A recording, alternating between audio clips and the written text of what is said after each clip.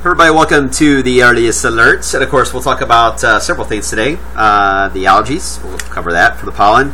The thunderstorm potential this afternoon, we're under a low-end severe weather risk, we'll cover that. And the weekend setup, and what else do we got? Tropics, and we will at least touch base on some data coming in for this summer period. So we got a lot to break down for you guys. So let's start with the latest allergy report. Is a pollen count. This hasn't changed at all, and it won't change until we get a front to really give us some rainfall in the area. But tree pollen remains high, grass in the moderate, and mold count low. All right, so let's get right into the severe potential. You saw it briefly, the marginal risk over us. I'll show you the map again here in just a second. Other than that, the risk pretty much fades the rest of the week. So it's really a today event when it comes to anything strong. Here's the latest look at the Storm Prediction Center outlook, and this just came in a few moments ago. This update did, and it only moves maybe 3 miles. That's it. So still low in risk, marginal on the categories here of 1 to 5. So it's not a big concern, and mainly because we just don't have a lot of wind upstairs to keep these things going long enough to produce a big problem when it comes to organized severe weather. Because you need a vacuum going, they need to have a tailpipe, and if they don't have a tailpipe, these thunderstorms have a limit, the lifespan to them. They can blossom quickly. Doesn't take much. You can go outside and sneeze probably and get a thunderstorm to develop. Once they pop, though, they run their life cycle, they get to a mature status, and then collapse on themselves. Now, that collapsing can produce some damaging winds. We call those pulse-type severe weather events. That is possible, and that is why this outlook is really out, is for that potential. Other than that, organized severe weather, where you would have one cell after another hitting you, or a squall line kind of deal, that's just not in the cards. But, having said that, I have witnessed more issues with these scenarios sometimes when it comes to pulse wind gusts that can happen, because everybody seems to let their guard down a little more, and you get more lightning strikes that happen in these cases. So still treat it the same way, as that if you hear thunder, get inside and let this bad boy pass. The good news is they, again, have their limits to them.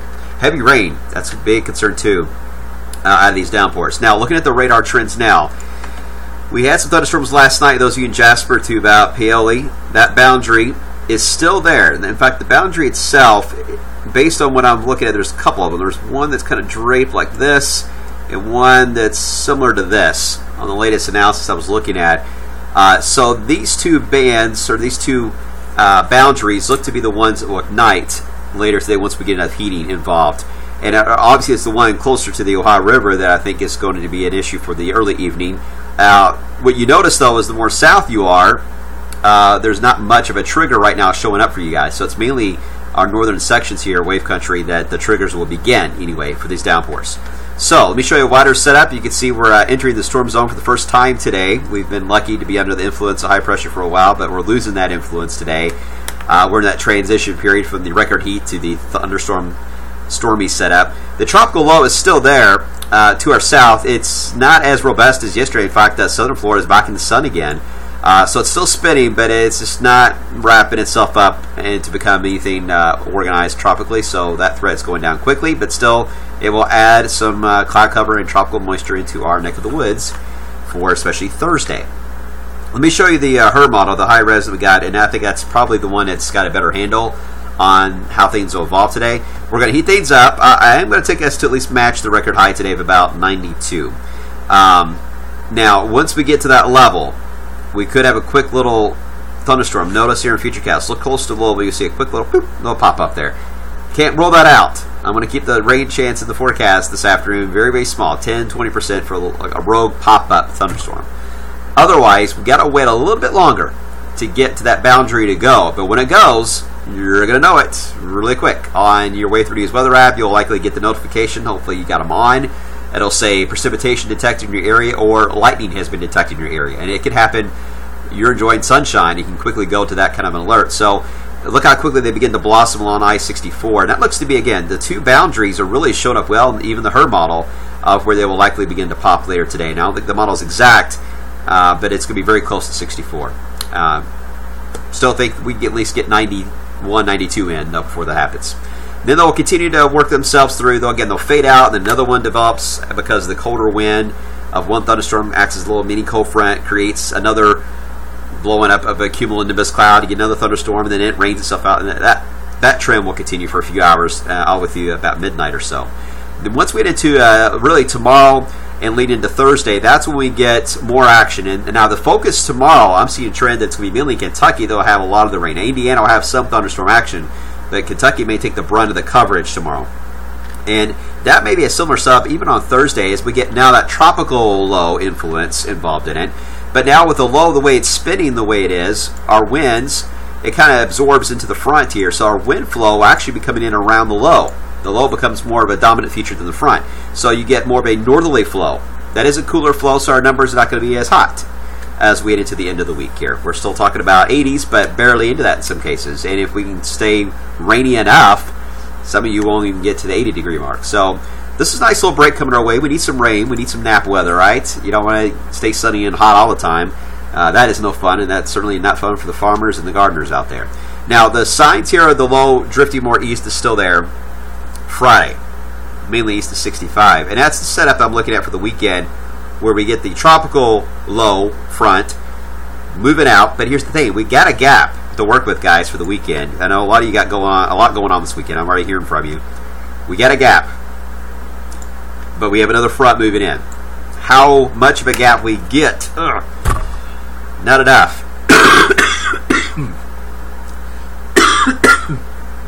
Excuse me. I apologize.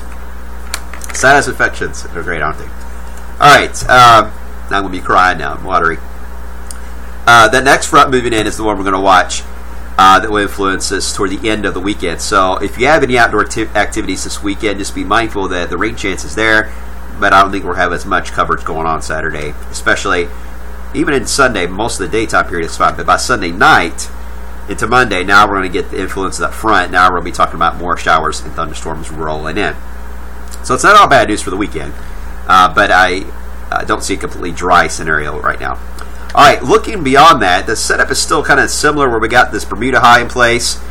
We're going to have the influence of the tropics involved, but also a very active northern branch will take place. So the tropics are open season, but it will depend on the angle of these fronts and timing on whether or not any of that tropical influence will impact Kentucky or it just impacts Florida and the Carolinas, and that's it. Let me show you a different view. And this is from the long range on the GFS, and I think it's a really good setup, though. You really get an idea of what we're talking about. Here's your Bermuda high. It's even got a hurricane in the Caribbean. Now you want to go there and say that's going to happen.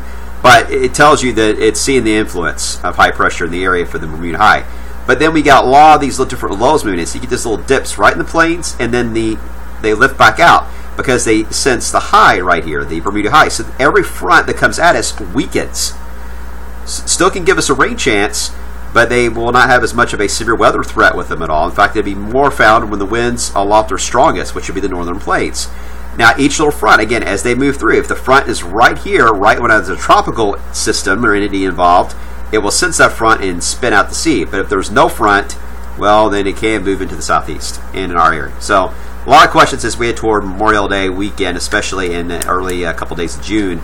Rainfall forecast is similar. You can see the idea. It's more of a tropical idea, and then you see where all the different fronts move in, the severe weather breaks out, and then you got some dry areas in between all that action going on, and that could be part of our area at times.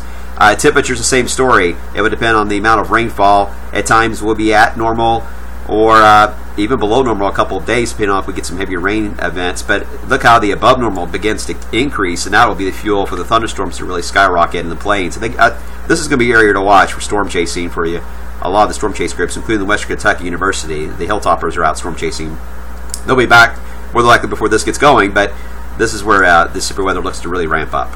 Okay, looking at it real quick, this is the INSO. This is how you look at El Nino, La Nina the past few years. When you get into the blue, it's more La Nina. Red, more El Nino. One thing I want you to look at is the past few months, we've been at negative 0.6. A neutral status to almost La Nina. We're coming into neutral now. What's interesting about that is the last time we were at that level was 2011 and 12. We had some hot summers during that kind of a setup. Could we see a repeat this year? We'll see, but that is an interesting piece of data that is showing up. I will have a first piece of the winter outlook of 2018 and 19 likely on tomorrow's blog, so stay tuned.